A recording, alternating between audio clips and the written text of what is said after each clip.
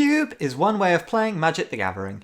It's popular, but I feel nowhere near as popular as it should be considering how fun it is. Essentially, you build your very own limited format by gathering together a collection of your favourite cards and then drafting them with your friends. I've linked an article in the description from Wizards of the Coast with advice on building a cube if you want more information on the specifics. I think part of what's holding back the cube format's popularity is that there are several misconceptions about it which lock people out who might otherwise be interested. For a long time, I've been wanting to make a video debunking some of these ideas.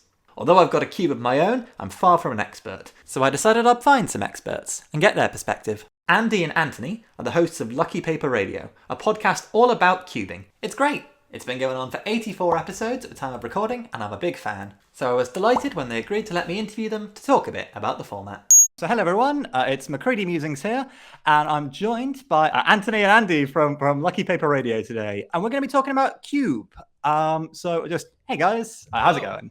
Great, thanks for having us. Oh, no problem. Happy to have you. So I think essentially what I wanted to talk about was sort of misconceptions about the cube format. I know this is something you guys look at a lot on your podcast. I certainly think that that more people should like cube. Now, what the reason is that more people don't like it, I'm not sure. But to me, it's the best way to play Magic, bar none. Yeah, it's an interesting format because it is so nebulous. It can be so many different things for so many different people. But at the same time, a lot of people see it through, or sort of their entry point is very uniform. You know, they're seeing just the Magic Online cubes. So people sort of develop a very specific impression of what it looks like, even though it can be so diverse. Yeah, exactly, which I guess brings me on to the sort of first cubing misconception. And if there's one thing, I guess, I want people to take away from this, it's this. People think cube is this format where you should only use sort of the most powerful cards in the history of the game. And if you're not building something like the MTGO Vintage Cube or their Legacy Cube, then like you're cubing wrong. So you need to be using all these super powerful cards to cube properly. This is a huge topic, and is something that we talk about on our podcast basically all the time, sort of at least woven into every other discussion we're having. Cube definitely can be that, and that is what it is for a lot of players. One of the sort of initial ways that you might describe a cube is, well, it's like drafting, but all the cards are good. Instead of having, a bunch of commons, it's just like every card is a rare and it's amazing. And that can be great. That can be a lot of fun, but I think it's really baked into the way that we talk about it that that's the only thing it can be, when really it can be whatever kind of custom draft format you want. You can really take it as an opportunity to support any kind of cards, play styles, whatever it really interests you about the game. Exactly, yeah. I think it's something that comes up a lot. Like people will be talking about cards online, whether they're like good cube cards or not good cube cards. The reasons this misconception I think is so detrimental to what cube can be is, one, I think it keeps some people out of the format that would have fun designing really different environments. But I think much more importantly, it, I think, imposes this perception of you have to have a big budget to play cube, and you have to enjoy playing with these powerful cards. If you don't like drafting a storm deck, then you're not going to enjoy playing cube, because that's what the broad perception is of what cube is. And so for all those people that don't enjoy that look at that and say, I don't have these expensive cards, I'm never going to, I'm not that invested in the game. I still think cube is the best way for them to play Magic, because it's scalable with whatever level of investment you have, whatever kinds of cards you like, and that's the biggest thing for me. That was sort of my experience when I was sort of learning about the format. I think I heard about cube, but I was under the impression that it was sort of just, this incredibly high-powered format, and it was only kind of power-optimized cards, and I sort of didn't necessarily understand the sort of curating aspect of it. And, you make your own environment, it can be whatever you want it to be, and then once I sort of had realized that, it seemed a lot more sort of appealing to me. And like you said, that is woven through everything, right? Even just calling something a cube card, seems so innocuous, and how could that possibly matter? But that's the kind of thing that you hear about over and over again. This is a cube card, that's not a cube card. You're like, oh, there must obviously be some clear delineation of what a cube is, and some things fit and other things don't. And so all these little tiny languages and words we use and ways we describe things end up contributing to this feeling that cube has to be this powerful, eternal thing. Yeah, and we definitely went through that sort of same sort of development in our own play group as well, where Andy sort of was the discoverer of cube in our play group, and started with largely that, if a card is more powerful than another, play the more powerful version. And then we were sort of well, but there's all these other cards that we also want to play with that just don't really make sense here and don't really compete. Cube can be whatever we want it to be. Let's make another cube that has all these cards in it. Now we have, I don't know, a dozen cubes in our play group. I think more. We have as many. Oh, wow. We have almost as many cubes as we have players in our play group at this point, which is a blessing and a curse. Yeah, I think I sort of like that idea, I guess, if you mentioned, your play group, everyone will have their own cube, and I guess that sort of shows, the diversity of the format. Everyone sort of curates their own environment, and everyone can sort of experiment, and they're all sort of playing around, and they're also, discovering, what works for me, what do I enjoy about the game, what do I sort of want to bring out in my own kind of cube myself, I guess. Right. Yeah, I mean, and it's That's really one of the most wonderful things about the format. It's not just like, oh, you love this, so you'll build a commander deck that reflects that, and we can see how it works at the table.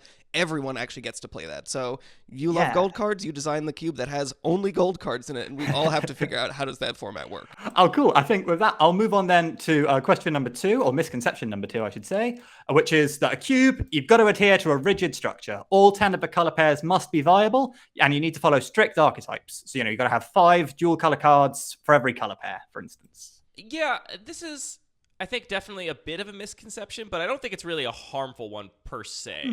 Like, I think for a lot of players, it helps them know, like, what do I put in my cube? I have no idea where to start, and having an outline of, like, oh, well, just start with 50 of each color card and 5, cards in each guild and 50 fixing lands or whatever. Yeah. Having that framework, I think, helps a lot of people get over that first hump of, like, how do I even make a cube? And to be clear, like, I think Anthony and I are both in favor of anything that helps you get over that first hump of, like, how to make a cube. I think once you get more invested in designing a cube yourself, curating your own environment, and the actual design of that environment becomes a interesting problem for you to solve and something you're compelled and interested in, and it's not all about the playing anymore, then I think there's a lot of arguments for abandoning that very rigid structure. If a designer is working on a cube and they're thinking, well, there's not another Rakdos card that I really like, someone help me, like, this is a real struggle, just don't put in another Rakdos card, or, it's totally fine to let things be a little bit asymmetrical and abandon that, or, if you just don't like a color, you can just omit a color entirely and still have a fun environment.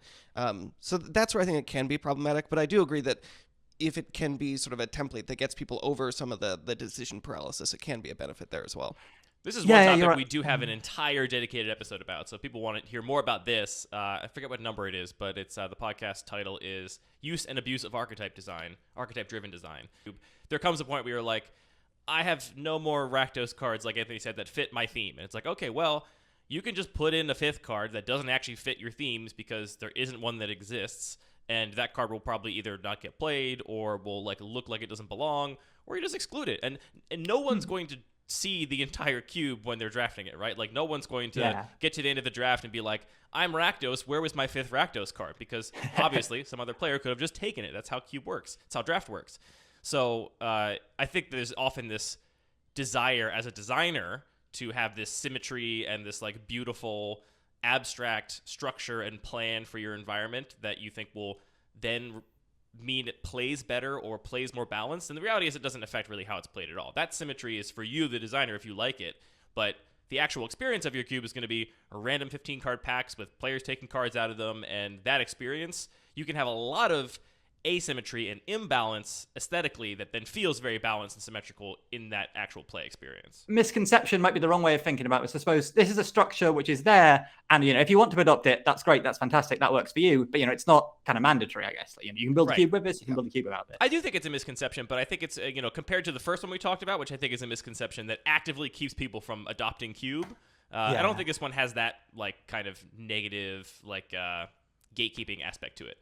Although I think there are areas that even very invested cube designers will stick to a very rigid structure. For example, lands. Lots of designers will just stick to, these are the most powerful lands. Let's have them evenly distributed so every color pair has the same amount.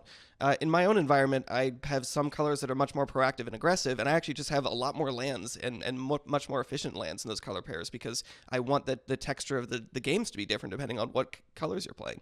And speaking of color pairs, that'll move us on to misconception number 3. Every color pair, when you build a cube, you can only really do one strategy with it. Red and blue, you've got to do Spell Slinger. Red and black, you've got to do Sacrifice. White and blue's got to be Control, sort of, etc. I think that this is largely inherited from what we see a lot in contemporary modern limited design, where when Wizards of the Coast designs a set to be drafted, I think for a lot of reasons, they often kind of seed a little bit of a more explicit strategy in each color pair.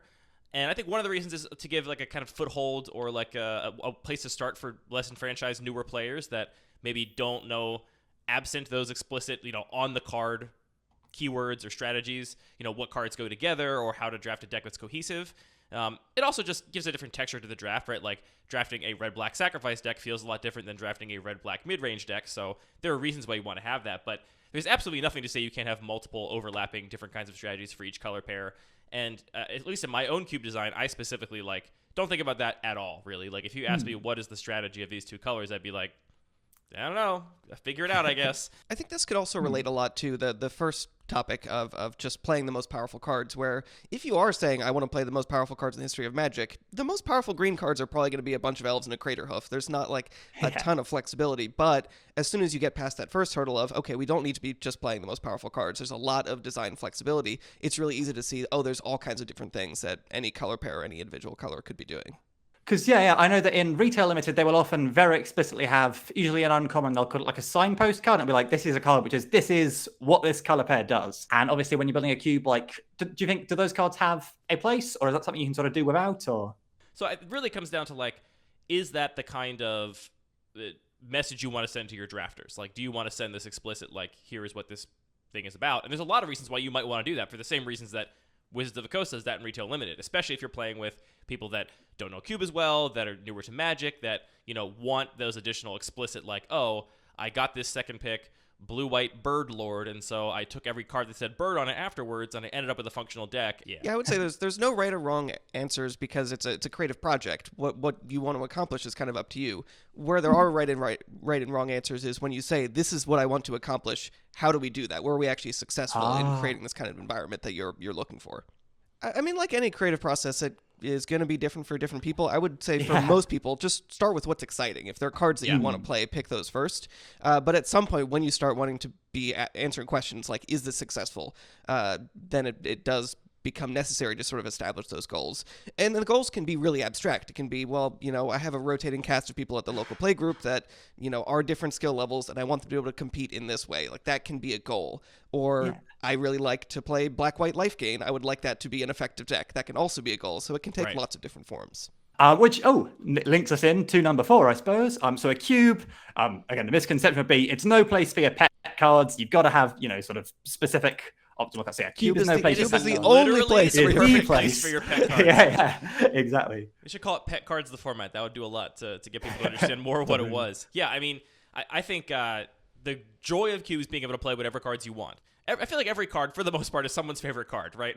Yeah. But if you want to play with cards in a specific context, Cube is the only format that gives you total control over that context. Cube is the only place where you get to control that context completely and decide what are the powerful cards, what are the powerful strategies, what do you want to be successful, and really focusing on making the things that you like about the game or the things you want to capture with your cube the successful things. That is the exercise of cube design. Yeah. I think you mentioned this in one of your more recent podcasts. Sort of with a cube, you can take your pet cards and you sort of start with those and then can build out the cube just from around those. Can you guys give any examples then, let's say, some personal pet cards you've got and how you might have built an environment where you could make best use of them? I mean, my cube is a whole bunch of pet cards. One of my favorites is White Mane Lion, which I think for me was just a big level up moment. And here's this card. It seems kind of bad. It has this huge downside, but then obviously you can turn that downside into an upside.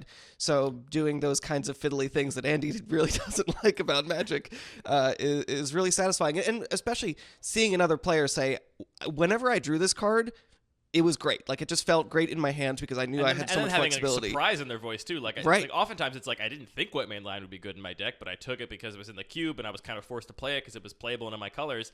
And then I discovered this thing that you had baked into the environment from the beginning, which is that it actually is successful, it is good, it is fun, and people discover that because they might not have expected that from the draft. Another one that I love is Knight of the Reliquary, which is the sort of like poster card on Cube Cobra for my cube. And I just love how in the context of a much lower power environment with a lot of lands that do different things, it just turns into this little toolbox where you can scry with it when you need to, or you can get a bounce land if you really need to basically essentially hit your next land drop the next turn. My whole list is just a bunch of pet cards. Yeah. What about you, Andy, then? I have a conflicted relationship with combat tricks because in one way I want to like combat tricks because they are flexible, they do a lot of things, and they also reward you for like playing in a specific way. Like if you navigate the board state into a specific context, they become extremely powerful, right? And so like cards that have that flexibility where it's like they have a wide range of what they're capable of doing and you are rewarded for your skillful play and like savvy sequencing to make them good is a lot of what I like about Magic.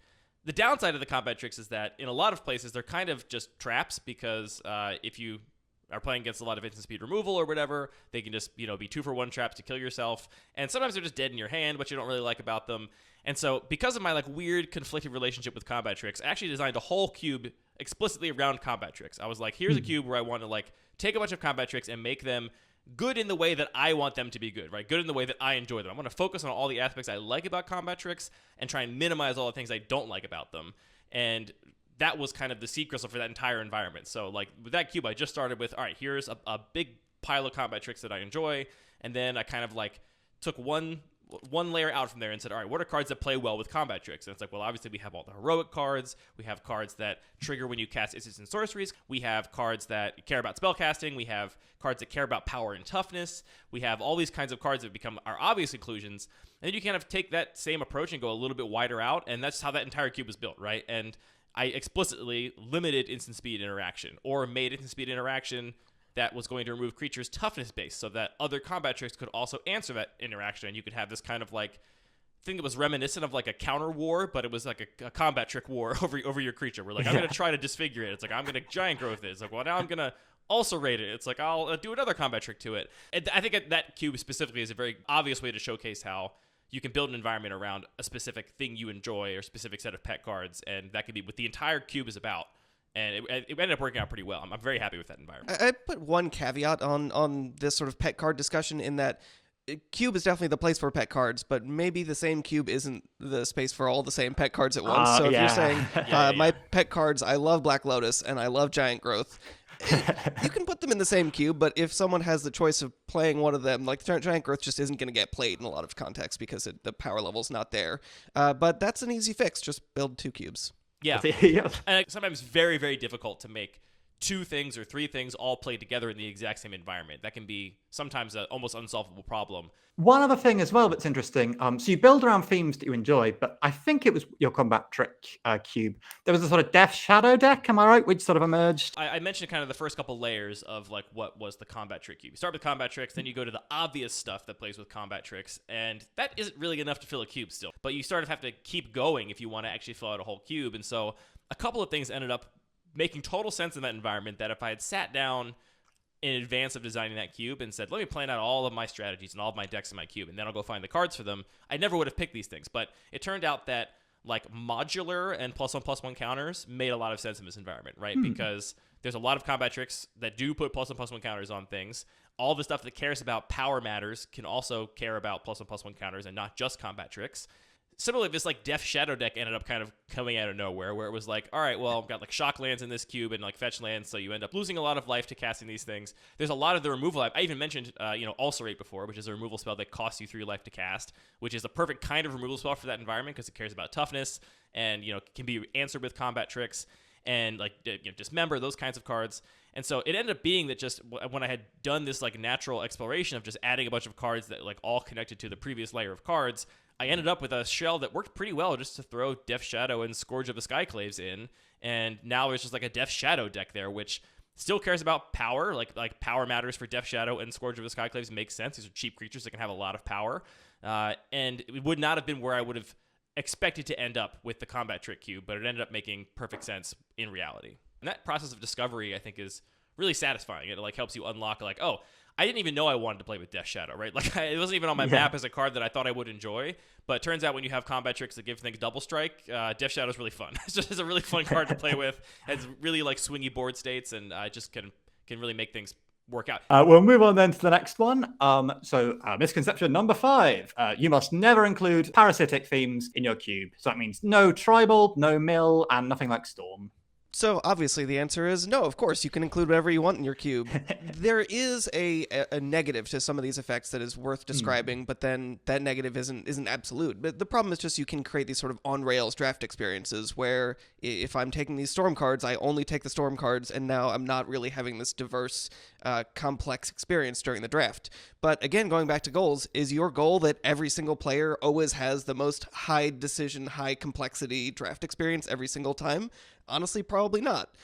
So we've definitely played some cubes that I think go too far in the like flat power level, high decision agency, where it's like I look at a pack and you're like, all right, all these cards are exactly Bs or exactly C pluses, and therefore I have no idea what to take. It just feels like I'm just choosing whatever I like or like want to play and not making a strategic evaluation of what is the best card in this pack. You want committal picks. You want cards that are only good in some context and not every context. And that is kind of the beginnings of what you're describing here with this parasitism, where it's like, all right, here's cards that only work in very specific narrow contexts. I think if you don't have that, if everything's just lightning bolts that just play in every single deck that play that color, that becomes a very flat and unengaging draft environment very, very quickly. For my own main cube, I also just like to look for sort of a diversity of different sort of scales of themes and how complex they are. So I have a little bit of a light zombie theme. Oftentimes newer players, if they're like this is their first time drafting a cube, they might gravitate to that because it sort of broadcasts itself. Here, this card says get more zombies, and they can do that. And it is a deck that can reasonably compete, so it's not just like, oh, you're doing the level 1 strategy that will never succeed. From that, a more experienced player might say, okay, well, this zombie theme overlaps a little bit with these other themes, so there's actually depth to it as well. I think as a cube designer, if you are going to include a high density of these narrower themes, one of the big challenges is making sure that they actually are competitive with each other. If you include mostly just kind of flexible cards that can go in lots of decks, then it's more up to your players to decide how they go together. And if your deck ends up not being good, it's more attributable to player error than it is to necessarily cube design oversights. But if you're like, I include all these zombie cards, and someone says, great, there's clearly a zombie theme here, and takes all the zombie cards, and then they just get stomped in all 3 matches because those cards, when put together, are not actually powerful enough to hang with what the rest of the environment is doing, I think that's more on you as the cube designer. Another interesting thing, I guess, when we mention parasitic mechanics, like, it's also not great to think of these as just an absolute no-no, because lots of them, like, tribal, mill, storm, those are all some pretty fun archetypes. So those are all things, people like those. Tribal is extremely resonant, like, from the beginning of Magic. People, even before tribal actually mattered mechanically, people would just put all the goblin cards together because they want to have the feeling of playing the goblin deck. Yeah, they belong together. This is the other thing I really love about Cube, right, is that in Constructed, I really liked for a while back in the day this blue-black fairies deck in Modern, which I thought was really fun with Bitter Blossom and Spellstutter Sprite, and just thought it was a really cool, fun deck. I liked the way that it played. And, Modern moved along and the deck kind of got dropped off behind and it fell out of the meta. But the reality is that, like, that's just the one deck, right? Like, that's one blue-black fairies deck. Maybe I make a tweak here or there, but, like, it's kind of been tuned, it's been optimized, like, it's just that. And the reality of Cube is, even if you do like these very narrow things, I think there's an argument for playing Cube over just building some kitchen table decks and playing them against each other, because every time you sit down, the variance and the player agency in the draft means you get a different variation of this deck. You get to, like, decide for yourself, like, what are the most important pieces for this deck? And maybe you and another player just slightly disagree on what the most important pieces are. Now, we actually have a podcast episode coming out tomorrow, which is Anthony and I both drafting the same seed of my cube. And I think Anthony and I are very similar in terms of our skill, how we engage with the game, like, what we value in a draft. We'll let the listeners decide that. I do, though. And, in this particular draft, like, we kind of went totally different directions, and we talk about how that happened and why. And so, that's the beauty, I think, of having a cube, is that you get this nuanced, novel experience every time you sit down to play it. Even if you do like these more committal, narrow archetypes, you're going to get a different version of that every single time, which is, I think, really satisfying and fun.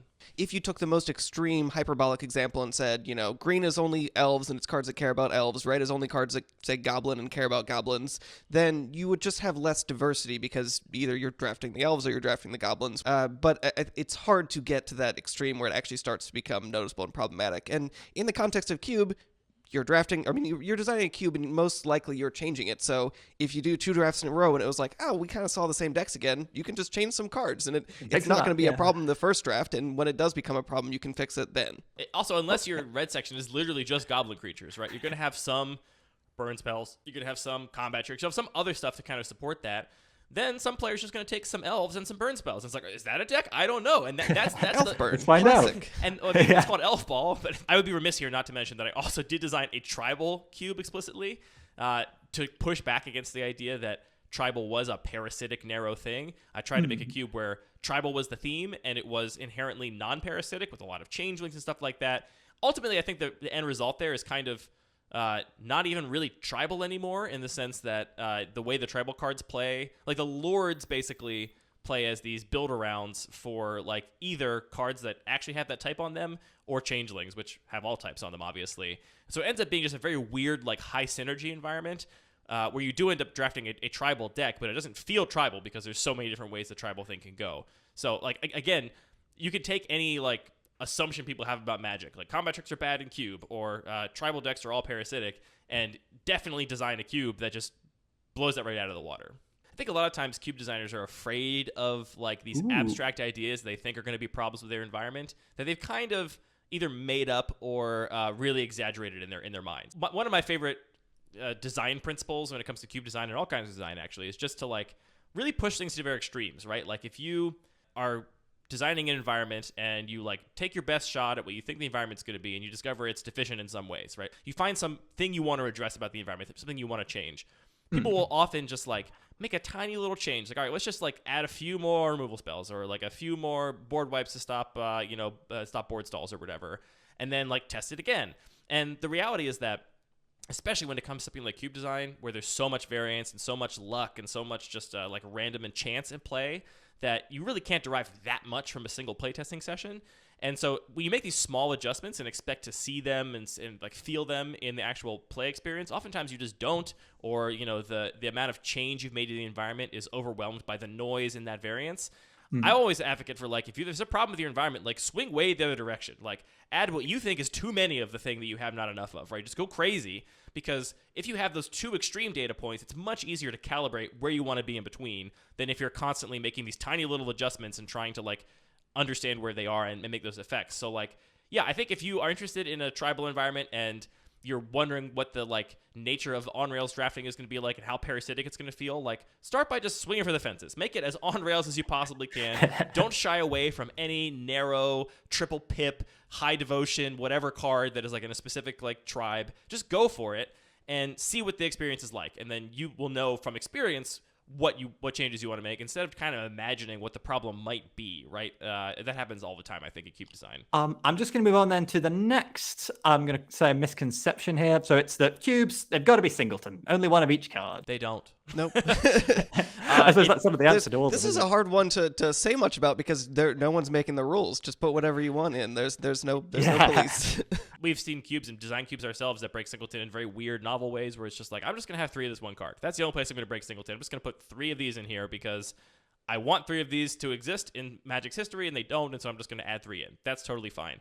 The only thing I would say about this is like Singleton is a very helpful framework. The same way that you mentioned before, like, oh, I have to have 5 of each guild card or whatever. That's a framework people use. I think is actually not that helpful. I think Singleton is a very helpful framework in terms of just limiting the ways in which you could kind of screw up your environment. Maybe like I think breaking Singleton immediately opens up a like much wider power range spectrum, a much wider amount of like control for you as a designer that can be a little bit like paralyzing if you are not very experienced with cube design, don't know exactly what you're looking for. I mean, I would just say that Singleton is a lot of fun. Like when I'm playing Magic, too, yeah. I just want to play with more different cards. It's one of the big things where, in Constructed, you only actually end up having a pretty small number of cards in any given like deck. 15 different cards in your modern deck because they're all play sets. Yeah. So one of the things about Cube is forcing lots of unique cards and lots of unique combinations of cards. So I, as a baseline, want to be playing Singleton. But yeah, I mean, a lot of Cube design gets in this weird space where it's like, we have to be Singleton, but we do get to play 4 copies of Llanowar Elves just because 4 of them were printed. Right. And if you actually think that, I think my favorite example is actually Oblivion Ring and Banishing Light, where basically because there was a rules issue with one, they printed a new version that just worked a little bit more cleanly. And so Cube designers will say, oh, great, now I get to play 2 copies of these. But not you could always do that. You always could have done that. But the Play reason 10 that you copies. have that opportunity now is just because of sort of this logistical, technical issue. So if you actually thought that 2 Oblivion Rings was better, you could have already just done that. But I would say if you're the kind of designer who's saying, I'm glad they printed a Banishing Light because now I can put both these cards in here because you want to keep strictly to Singleton, that is totally fine. I think we just should appreciate that is an aesthetic decision, not a game design decision. Again, maybe misconception might be the wrong term. But Singleton, I guess, it's a tool. If you want to build your cube, be Singleton, that's great. You can use it if you want to. If you don't have to. Like with so many of these things, it's build the cube you want to build. I do think it's a good starting point because, like Anthony said, one of the biggest things is Singleton is just fun. Like it's fun to know I have the only copy of this card, no one else can have it, right? It makes it more special when you draw it, more special when you open it in a pack. Like, it's just fun to have Singleton decks. And it's more fun when you're collecting, when you're building and upgrading the deck. When you say like, oh, I opened this booster pack and I got this sweet rare that I get to put into my commander deck or I get to add to my cube, that's really exciting. The experience of saying, oh, I opened up this sweet rare, if I want to build the modern deck, I have to go buy 3 more of them. It's like Yeah, that's no, just yeah. that's not an experience that is appealing for me personally. But yeah, or I want to buy this first fancy foil for my cube. The first one is so much more fun to acquire than the second.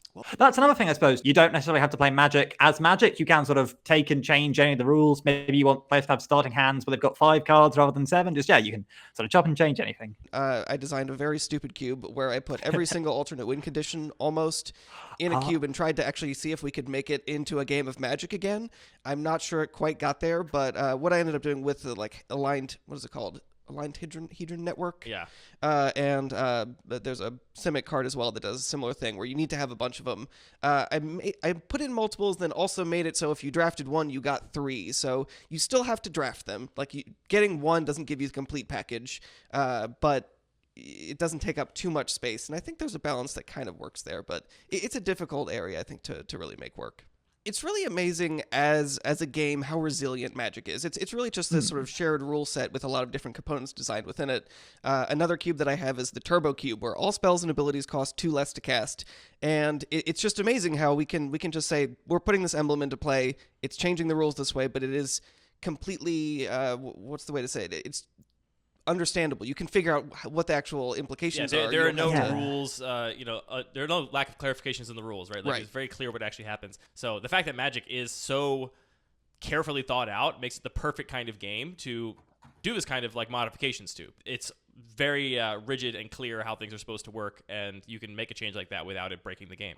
Next question. Your cube must have a flat power level. So ideally, you want your very best card and your very worst card to not be that far apart in terms of strength. In most cubes, players want all the cards to be relevant. You don't just want a card in there that you look at and say, oh, that's cute, but you're never actually putting into the deck because you're kind of losing some space. So that's the actual risk if you have extremely powerful and not very powerful cards, that you're just not really taking advantage of all of the design space that you potentially could have. But, I mean, if you throw just the 1 Black Lotus into a cube where everything else is of the same power level as Giant Growth, all those other cards are still going to be relevant as well. So, the whole curve and distribution is really what matters. Going back to we were talking about pet cards, there are absolutely some cards in my main cube that are a little bit overpowered, but I just like them enough that it's I'm going to tolerate this disparity. And some games are going to be a little bit swung by this card, and players are maybe going to be a little bit frustrated when their opponents have it, but they'll also be excited when they have it. So you can absolutely increase that to a pretty high degree depending on what you're looking for. And again, like we said, an actually flat power level is not good. You don't want that either. Opening a pack and saying all of these cards are exactly the same power level, there's no direction, is actually not that fun either. But that's also an example of an extreme that is not really actually attainable. You can try and get as close as you want, and I think the closer you get, it does become less and less fun. There's just a balance you have to strike based on your own preferences. But context matters as well. You can absolutely design an environment where removal is very efficient and there are powerful threats that are expensive, but just, 2 for 1ing yourself by playing Black Lotus when your threat is going to get removed more than likely than not can actually make Black Lotus not that good. It would not be that hard to make an environment where Black Lotus is not that good, I actually think. Because, for starters, Black Lotus is often not that good if it's not in your opening hand. I mean, if you draw it later in the game, it's a terrible top deck. It's just another land, basically, if you top deck it. It wouldn't be that hard to make that card bad, actually. Would it be possible to make a cube then where there are lots of cards which are conventionally thought of as being quite powerful, and you make an environment where they're all there, but they all kind of suck? Or would that not really... I think that's that would actually get really harder? Well, I would say that's really easy for a lot of certain types of cards that are classically powerful because context really matters. If you say Arcbound Ravager is this extremely powerful card because it had this particular context, and you could put it in a constructed deck where it had all the support, and it can actually be very difficult to design a cube where that is very powerful. And that's true. If you just took the banned list from Legacy and Modern and used that as a starting point for a cube, and then tried to make the rest of the cards you added make those cards bad, I think almost all those cards would be pretty unplayable, actually. We'll bring now on to our final sort of 2 points. So these... building a cube is expensive, is the first of these. Is this a misconception? Is this something which is accurate? What are some sort of, tips for making cube building a bit less expensive? So the thing that I tell people that are not familiar with Magic, and they say, oh, Magic, isn't that kind of expensive? What I tell them is, it doesn't have to be, but it is. You could just say, answer possible. I'm going to, treat this as I'm going to go do a draft every Friday night, and it's the same cost as going to a movie, and hey, I end up with some cards at the end, and just treat it that way. And it can be a thing that is not that expensive compared to other hobbies, but inevitably, you're going to get sucked in and you're going to sort of scale up. So, I mean, the real answer is of course no. You can absolutely build a budget cube for tens of dollars, and hell, you can just ignore sleeves and just put it in a Ziploc bag, and you can have a fun cube experience with that. But it's likely that most people are going to get much more invested in that. I always tell people, like, how expensive is EDH? Is you're probably going to spend $100, maybe $2 on a deck, and you want to be competitive with people at like your local game store. And Cube, you have total control over the environment. You could just take cards that are from the penny bin and put them in a cube, and that's what everyone is forced to play with. The power level, the everything is determined by you. If you're playing a constructed format, let's say there's a 3-mana white creature and you need to have the best one. If that's sort of the slot in the deck, you need to have the best one to play competitively. But there are a ton of options, and only that top one is going to be driven by the market of that constructed format. The second best one is going to be a lot cheaper, and it's fine to put in your cube because you don't have the same restriction of actually needing to play the best version. And take that to the burn spell you want and the removal spell. You can always take this second tier, and because it's a closed system, it's not worse off in the way that a constructed game would be. Yeah, it's something else interesting I think you've mentioned in some recent episodes of your podcast. In a constructed format, you are forced to take the sort of best possible option, but sometimes the sort of lower power options, they can sort of offer more interesting choices. I'm a huge fan of 3-mana red burn spell with set mechanic. And another sort of, I guess, a point on budget as well is they're getting reasonably popular now, aren't they? Sort of, you got pauper cubes, all commons, peasant cubes, just sort of commons and uncommons. Yeah. Although I will say that a lot of pauper cubers end up pipping out their whole pauper cube, but a fully foil pauper cube is not cheap. that gets pretty expensive. So yeah, I mean, I don't think that power level and rarity and cost are strictly connected to each other, but there is a correlation certainly. So if you want to be budget conscious, you can choose to be budget conscious by focusing on commons only, because for the most part, commons are going to be cheaper, but there are some very expensive ones that exist. Or you can also say, I'm going to play with a bunch of rares. There's a butt ton of 10-cent rares out there. And if that's what you like, then you could definitely build a really cheap cube that is nothing but rares and mythics. Just play with all those cards that don't have a home anywhere else. I think that also just is one of the great whole features of Cube that we've been sort of talking about and circling around, is that, there's some rare that I drafted and I really enjoyed in that one Dominaria draft deck, but it just doesn't have a home anywhere else. And so giving those 10-cent rares a place where they can actually shine is one of the things that Cube can do that really no other format can. And finally, we'll go into our sort of last thing now. So if you've been playing the game for a while, you can make a cube with cards you've got lying around. This is another one of these sort of final two where I'm not sure if it's a misconception or not, because I've tried quite a lot to sort of make, I'll design a cube with just stuff I've got lying around. But what I tend to find is I'll get some ideas and then I'll sort of go, oh, but I don't have the cards to build that out. I'll need to sort of go and order these online. And then before I know it, I've built up sort of quite a large shopping list of things I need to buy online. And so I'm no longer sort of building it from stuff I have lying around. This is the same answer, I think, to Anthony's budget question, where it's like, you absolutely can build a cube from just cards you have lying around, but you won't. Magic can be cheap, but it also isn't. You're going to spend money on it. And I think that's how it works with cube design too, right? I think, especially if you've, been playing Magic for a while, you have a decent pile of cards that are chaff that you're not using for anything else. It's an interesting design challenge to go through there and design a cube with just that limitation. And there's a lot of players that can make a lot of really interesting and dynamic and fun cubes just doing that. The reality is, Magic is a game where you're aware of a lot of other cards and there's a lot of moving pieces and connected parts. You're going to look at that and say, I wish I had a right. You say, or oh, whatever. I have this sort of theme is starting to come together, but I know that there's this card that exists that I just don't have, and so you're gonna want to do that. You're gonna want it, and you can ignore that desire and say, nope, sorry, it's not my rule. I have to have it in my junk box. But the reality is, you probably won't. You will probably find some cards where you're like, I really wish I had a couple of these. That would really bring the room together. I think it absolutely is possible if you're willing to commit to keeping your TCG player card empty. So yeah, no, because I actually, I sort of made a little spreadsheet. I got all my cards, sort of logged them all in a spreadsheet, sort of wrote some themes which they play into. But then, yeah, my problem is I am always tempted. I can't leave that sort of TCG player card empty, and I always have to sort of pick some other things up to sort of fill it all out. It is important to remember that Magic is largely successful and designed to make you want to buy more cards. Yes, that is why the game has continued to succeed as a business, and it's part of what Magic is. It's a game that just kind of sucks you in, and you could be aware of that, I think, at least. Yeah. Yeah. But regardless, definitely. even if you get together half, maybe 70% of a cube, and you're only buying the last 30%, that can still save you a lot of effort and time and budget. It could save that cart optimizer a lot of cycles. That thing really churns a lot on a huge cart. All right. Okay. Thank you both very much for your time. This has been great. Like I said, I feel I've learned a lot. Can I add one more misconception, which you didn't touch on, which I actually think is maybe after the power level one, the most important misconception about Cube? Oh, go. Yeah, definitely. This is one of the ones I think keeps people from playing Cube the most, and that is just that the misconception that you need 8 players to draft a Cube. I think, that's the standard booster draft. A lot of cubes are designed to be drafted with 8 players, but you absolutely do not need 8 players to draft a cube. I have played way more 2-player cube drafts in my life than full 8-player pods, for sure. You can do it with 4, you can do it with 6, you can do it with odd numbers too. It's also possible. There's lots of different draft formats that we have actually got a page on our website that documents these. At some point, when we're more happy with that page, we'll probably do a whole episode about different draft formats or different numbers of players.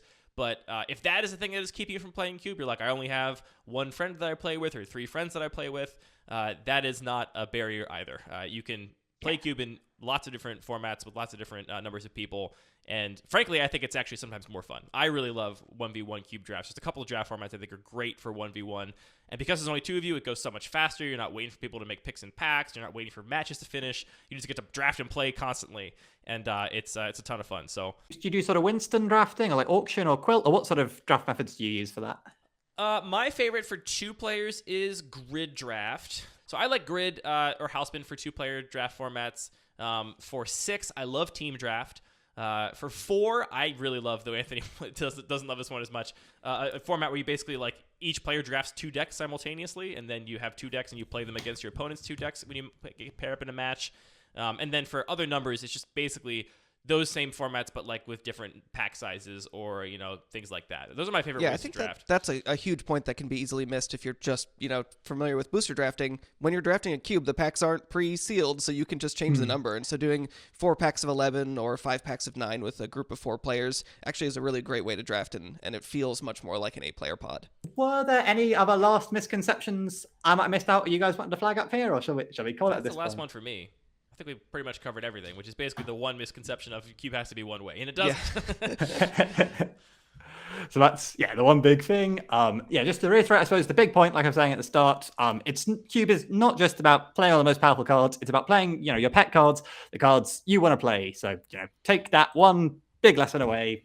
Yeah, it's taking the huge pile of what Magic can be, the giant big tent that contains every single type of Magic ever played on the face of planet Earth, and saying, what are the things that I care about most? What are the parts of this game that I love and want to emphasize and play the most with my friends?